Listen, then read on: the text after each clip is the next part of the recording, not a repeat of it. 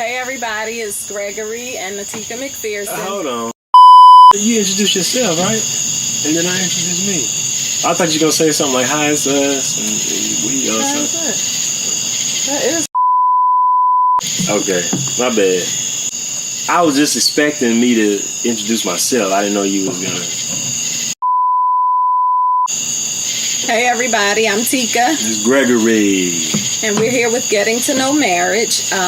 We're outside, guys. There's bugs. But Big last ones. week we reminded you that we would be talking about our differences in how we were raised as far as religion is concerned.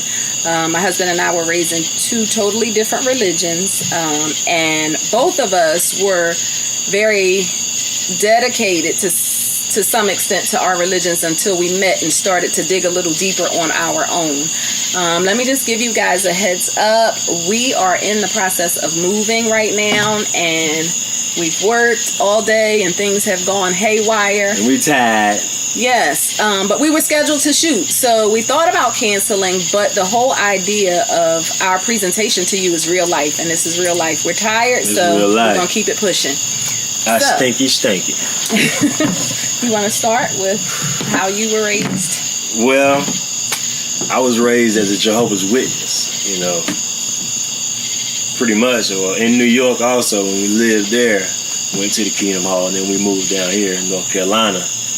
We was going to the Kingdom Hall. So pretty much all my life up until I was about probably 17 or 18 is when I moved out and started having a lot of questions, and I was actually disfellowship from the Jehovah's Witnesses, so that kind of forced me to venture out on my own as far as religion and start looking for myself.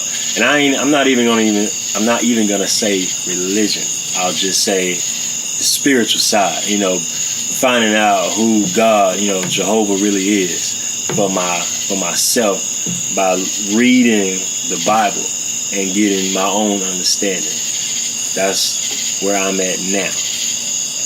And I was raised in a Pentecostal church, and my father started pastoring when I was about 15 or 16 years old, and when he started pastoring, we were non-denominational. Of course, being the daughter of a pastor at that time, I was involved in everything from the youth ministry to the deacon, trustee, whatever they needed. That's what the pastor's child does. And then eventually I ended up going on to pastor myself when my father was consecrated bishop. And I pastored for about 3 years until my divorce. And at that point in my life, I felt like I was really giving 100% of myself to God. So when I got divorced, and literally in the twinkling of an eye, everybody pulled away from me, from family to church members to friends. Everybody just was gone without explanation, without understanding. And I felt like I was given 100%. And when I needed anyone, be it a higher up or someone below me, I didn't have that person. So that really pushed me to want to understand, okay, am I serving God or am I serving a church or a religion? So I pulled back and I started to look at some stuff for myself, as my husband stated, and I'm like, okay, something is not adding up here, because there's no way that I can be committed to such a positive thing and find myself in such a dark place with nobody there. So, of course, during that time, I had met my husband, and he was also on his own personal journey. And so that's what we spent a lot of time doing, studying the Bible, discussing, what we were taught and what we understand from what we are finding out on our own. Of course, for both of us, initially it was frowned upon because we came up in different religions and we were said to be unequally yoked. Right. So you want to talk about that whole... I told y'all we tired, but we're going to do it. The unequally yoked. Right. Well, I'll explain it to you from the best of my knowledge. from a Jehovah's Witness standpoint. Unevenly yoked pretty much means getting with someone of a different religion. When you don't have the same beliefs, that's unequally yoked. But what I realize now is religion was created by man. The Bible was inspired by God, written by man. Religion is nowhere in the Bible. So that's what makes me think if we are not supposed to be unevenly yoked and it's supposed to be through religion, how can that be so when religion wasn't even back then? It wasn't even right in the Old Testament. It wasn't even in existence. So how can you say that's what that means? Me personally, I feel like it means unequally yoked mentally and spiritually. Mm-hmm. You know, like the chemistry that you guys have, or the chemistry that we have. You know, that energy, that vibe. You know, that's just not a word. That's really something that you feel. Mm-hmm. You know, not even with your mate, just with individual. You get a specific vibe from that person, whether it's good or bad or indecisive. You still have that. So that's what I feel like unevenly yoked means. It's just when two people are made for each other, they know it. You know, just like we know it. We feel like we're made for each other. So we're equally yoked. If she's doing more pulling from me, or if I'm doing more pulling from her, we're not equally yoked. Mm-hmm. You know, we got to keep each other mentally and spiritually refilled. So that's what I feel like equally yoked means. You know, they say, read your Bible and get your own understanding. That's my understanding, not religion. Mm-hmm. And I definitely agree with that wholeheartedly. And I'm a firm believer that, of course, I'm pretty well versed in the Bible. I'm not a person that can quote exactly where it comes from, but I know what's there. However, I also have my own personal experience with God. So I have experience that mixes with that knowledge. And what I mean by that is, I can hear something being preached the way it's understood from the pulpit, but if I feel what's happening, my spirit will allow me to understand if it's right or wrong. So when I met my husband and, you know, the conversation from different people came up about religion, that was another thing that wanted me to question, okay, God, if it says in the Bible not to be unequally yoked, and got him. Oh. There are the mosquitoes. And that is pertaining to religion. Why is it that I can feel such a strong spiritual connection with a person who's a different religion? So that really threw me for a loop. And then as we begin to know each other and really dig into it, there was a lot of things that I was taught about Jehovah's Witness religion that was totally wrong, totally off. So that really also caused me to think like, okay, these are basically man-made rules and everybody's getting their understanding and kind of putting it on us instead of us as people who believe in God, take God and his word at face value and get our own understanding. So, you know, with that vibe, as my husband stated, we decided to just continue to seek God with 100%. And the truth of the matter is, like I said, we are not perfect. You know, we are not where we want to be. But from the day we met, I feel like we both continue to grow, achieve, strive, succeed daily.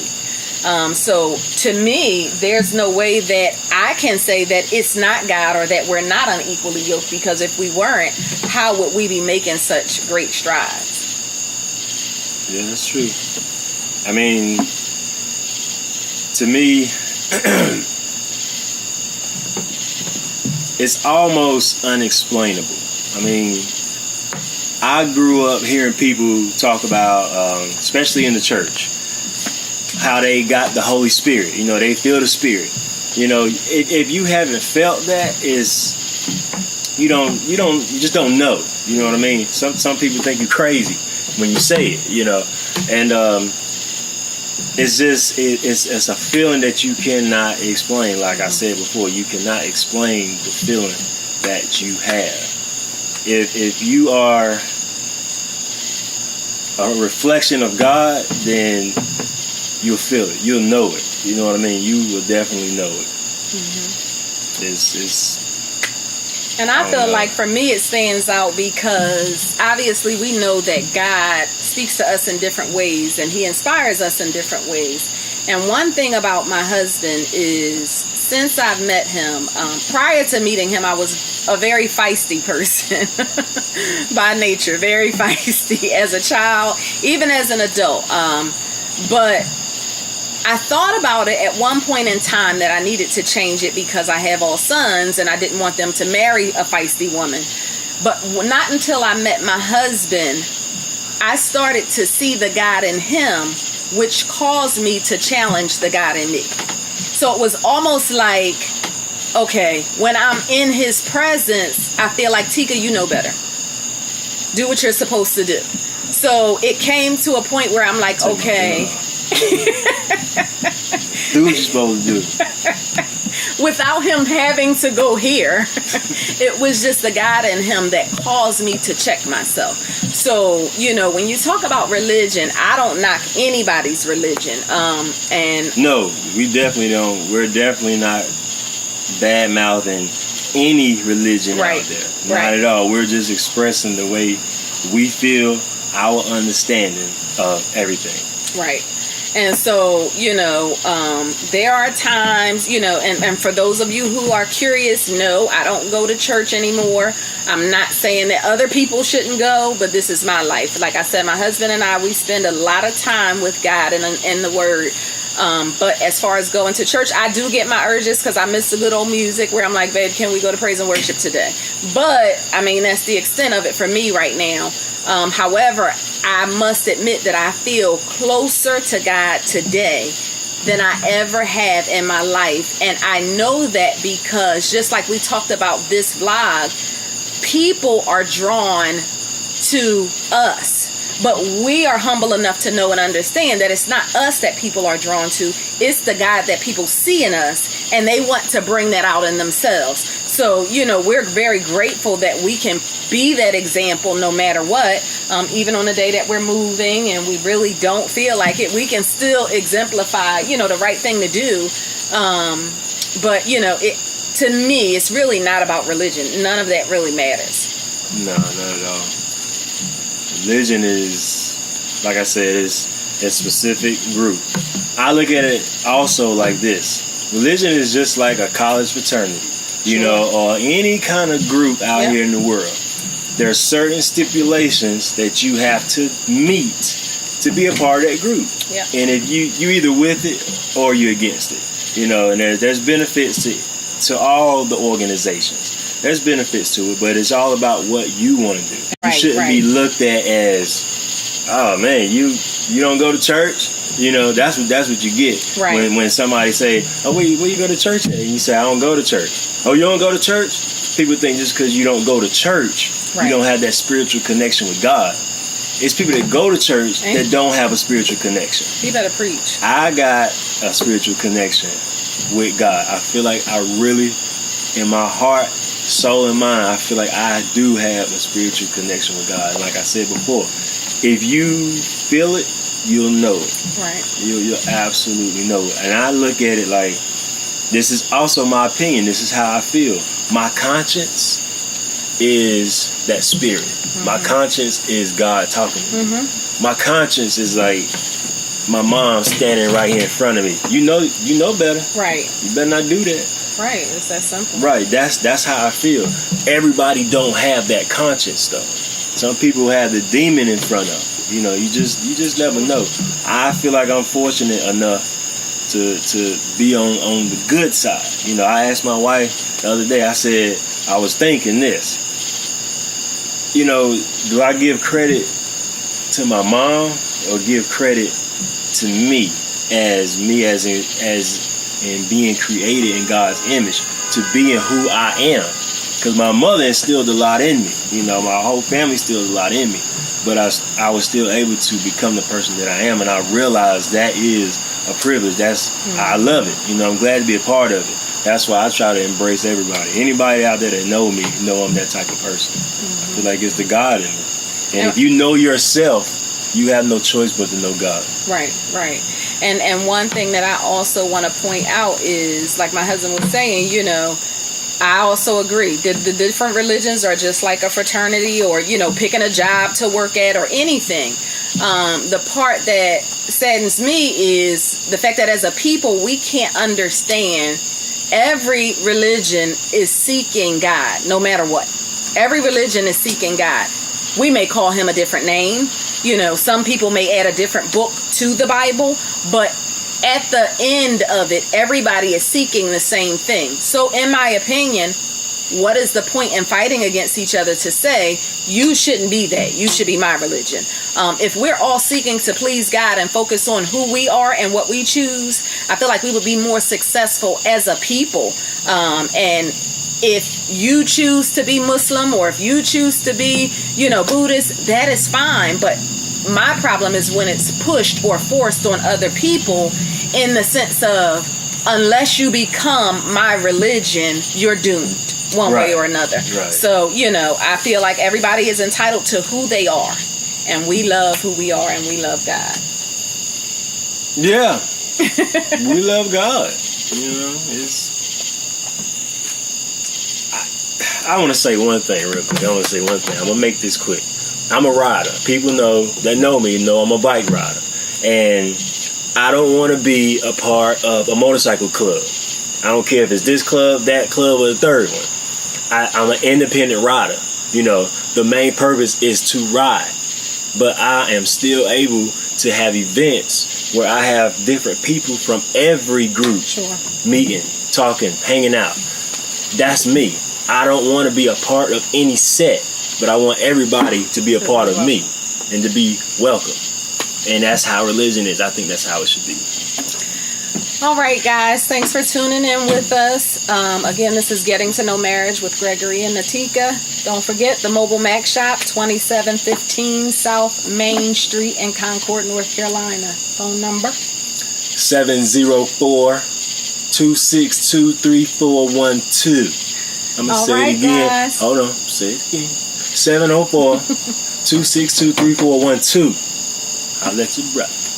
All right, guys. So we are also closing this chapter. This house that we are moving from is the last thing that either one of us have that we brought to the relationship. So we're excited. Today's the last day. So wish us well.